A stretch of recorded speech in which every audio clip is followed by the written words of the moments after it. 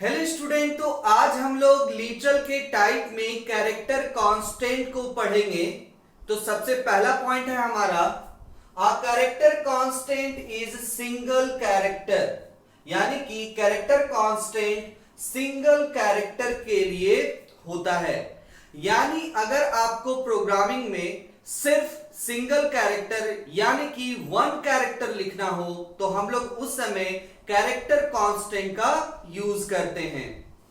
उसके आगे लिखा हुआ है enclose in single quotes. Single quotes का आपका सिंबल दिया हुआ है, यानी जो भी हम लोग कैरेक्टर लिख रहे हैं जो कि एक कैरेक्टर होगा उसको हम सिंगल कोट्स यानी कि सिंगल इन्वर्टेड कॉमा से डिनोट करेंगे। तो चलिए एग्जांपल के तौर में समझते हैं। एक कैरेक्टर जैसे कि यहां पे हम बी ले रहे हैं, इसे सिंगल कोट से हम लोग इनक्लोज करेंगे। बी हो गया, जेड हो गया, तो उसे भी हम लोग क्या कर रहे हैं, सिंगल कोट से डिनोट इनक्लोज कर रहे हैं।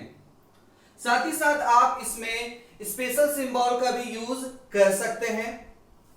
सेकेंड पॉइंट है हमारा, the size of character constant is 1 byte, यानी कि जो भी हमारा कैरेक्टर कांस्टेंट में लिखा जाएगा एक कैरेक्टर, उसका साइज क्या होगा, 1 बाइट। यानी जो भी हमारा कैरेक्टर कांस्टेंट में लिखा हुआ है और सिंगल कोट से इसे इनक्लोज किया गया है, तो कंप्यूटर में वो कितना स्पेस ले रहा है, 1 बाइट। थर्ड पॉइंट है हमारा, शॉर्ट नेम क्या होता है कैरेक्टर कांस्टेंट का, तो कैर। तो इसे लिखा किस तरह से जाएगा, जैसे मान के चलिए हम यहां पे लिखते हैं कैर,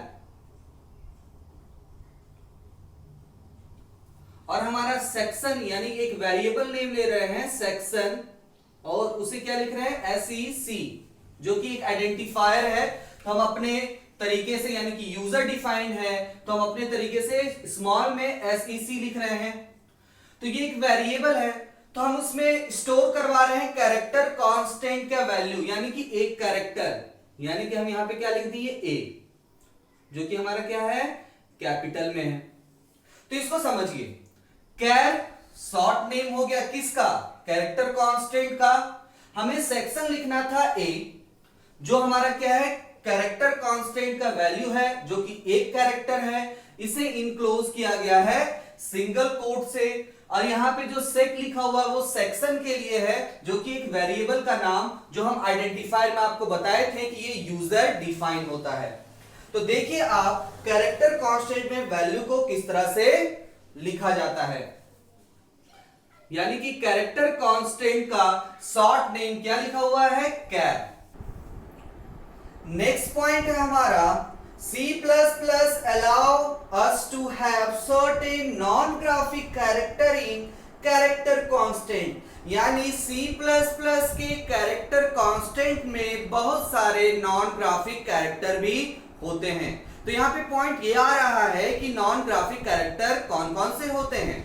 तो चलिए आगे देखते हैं। Non graphic are those character that can not be type directly from keyboard, यानी कि नॉन ग्राफिक कैरेक्टर को हम डायरेक्टली कीबोर्ड से टाइप नहीं कर सकते हैं। जैसे वर्टिकल टैब, हॉरिजॉन्टल टैब, ये सब आपके नॉन ग्राफिक कैरेक्टर होते हैं जिसे डायरेक्टली कीबोर्ड से टाइप नहीं किया जा सकता है। तो नॉन ग्राफिक कैरेक्टर को रिप्रेजेंट करने के लिए हम लोग एस्केप सीक्वेंस का यूज करते हैं, और एस्केप सीक्वेंस को रिप्रेजेंट करने के लिए हम लोग बैकस्लैश का यूज करते हैं। तो बैकस्लैश इस तरह से लिखा जाता है, ठीक है। यहां पे कंफ्यूजन ये होता है कि बहुत लोग स्लैश यूज कर लेते हैं, जो कि आपका गलत होता है। तो हमेशा याद रखिएगा बैकस्लैश इस तरह से यूज किया जाता है, और बैकस्लैश के साथ कुछ कैरेक्टर को लिखा जाता है, जैसे कि बैकस्लैश n। ऐसे भी क्या करेंगे हम लोग, सिंगल कोट से इनक्लोज करेंगे। तो इसका यूज किया जाता है आपका लाइन को चेंज करने के लिए। आगे हम और भी पढ़ेंगे नॉन ग्राफिक कैरेक्टर को। तो यहां पे ये आपका कैरेक्टर कांस्टेंट है, जो कि कितना मेमोरी कवर करेगा, 1 बाइट ही कवर करेगा। कंफ्यूजन ये हो जाता है कि यहाँ पे 2 कैरेक्टर है और 2 कैरेक्टर होने की वजह से ये क्या हो जाता है कि सर ये 2 बाइट्स कवर करेगा। नहीं, ये गलत है। यहाँ पे ये आपका नॉन ग्राफिक कैरेक्टर है जो सिर्फ और सिर्फ एक कैरेक्टर यानी कि एक कैरेक्टर होता है जो आपका 1 बाइट ही मेमोरी कवर करेगा। तो अब हम लोग कैरेक्टर कांस्टेंट में नॉन ग्राफिक कैरेक्टर को समझेंगे। जैसा कि अभी हम लोग पढ़े थे कि नॉन ग्राफिक कैरेक्टर को रिप्रेजेंट करने के लिए एस्केप सीक्वेंस का यूज किया जाता है और एस्केप सीक्वेंस को रिप्रेजेंट करने के लिए बैकस्लैश का यूज किया जाता है। तो चलिए देखते हैं। सबसे पहला हमारा ऑडिबल बेल यानी कि अलर्ट के लिए हम लोग \a का यूज करते हैं, यानी कि प्रोग्रामिंग में अगर आपको कुछ अलर्ट करवाना है तो हम लोग क्या करते हैं, \a का यूज करेंगे। दूसरा है हमारा न्यू लाइन, यानी कि लाइन को चेंज या एक लाइन से दूसरे लाइन में अगर आना है हमको तो हम \n का यूज करते हैं। उसके बाद है हमारा हॉरिजेंटल टैब। हॉरिजेंटल टैब का मतलब होता है कि हॉरिजेंटली यानी एक लाइन में अगर आपको एक लंबा स्पेस चाहिए तो हम लोग क्या यूज करते हैं, हॉरिजेंटल टैब, और इसे हम \t कमांड लिख करके यूज करते हैं।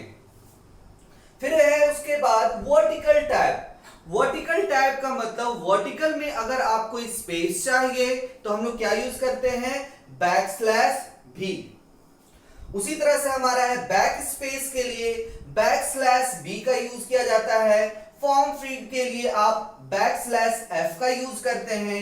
कैरेज रिटर्न के लिए \r का यूज करते हैं और नल के लिए \0 का यूज करते हैं।